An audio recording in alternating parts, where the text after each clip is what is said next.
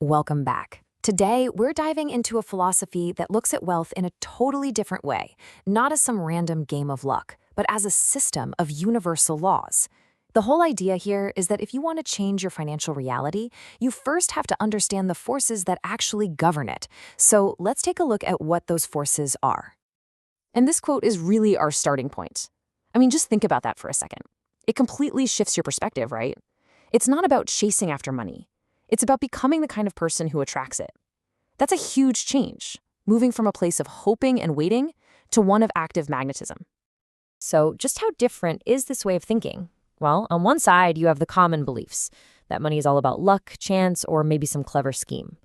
But this philosophy just flips that whole idea on its head. It says wealth is about cause and effect. It's driven by your own conscious will, and it's all governed by a universal law.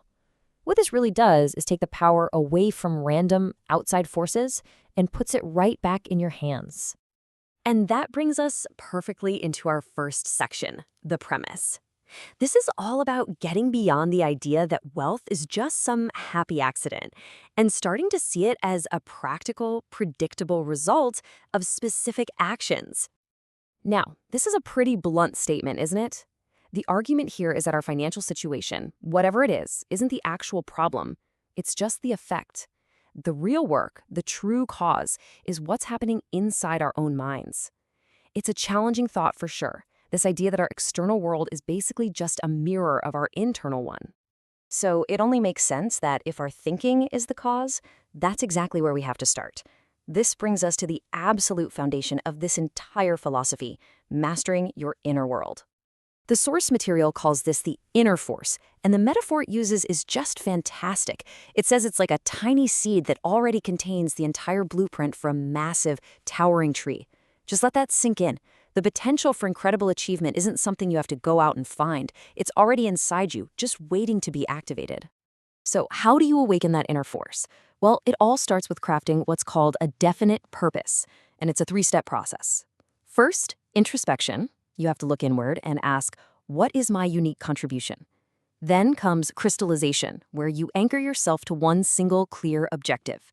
And finally, you move to action, where that purpose becomes the filter for every single decision you make. Once you do this, it stops being some fuzzy, far-off goal and becomes your actual compass.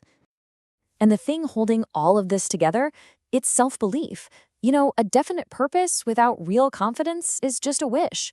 This philosophy argues that it's this deep inner conviction that gives your goals real weight and power. It's the very thing that transforms the abstract notion of success into something tangible. Okay, so the internal foundation is set. You know what you want, you believe you can do it. Now we've got to connect that to the real world. This brings us to the next stage, the action, which is all about bridging that gap between your thoughts and your reality. This leads us to a really cool concept called dynamic reciprocity. The easiest way to think about it is like tossing a stone into a pond.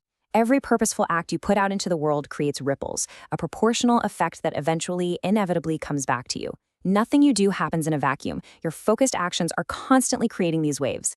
But, and this is a huge but, it has to be action. The source is crystal clear on this. You can have the strongest inner force in the world and the clearest purpose imaginable, but like the quote says, desire by itself is like a dormant seed.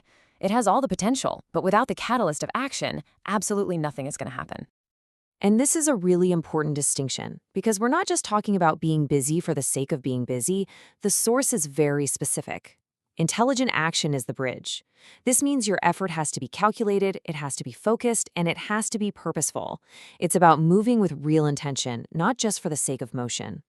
So you've done the work on your inner world, you're taking intelligent action. How do you make sure the results stick around and, actually grow? That brings us to our final section, building a system for sustaining wealth. According to this philosophy, wealth isn't some finish line you cross. It's a living, breathing cycle of reinvestment. It kicks off when you generate some returns from your efforts.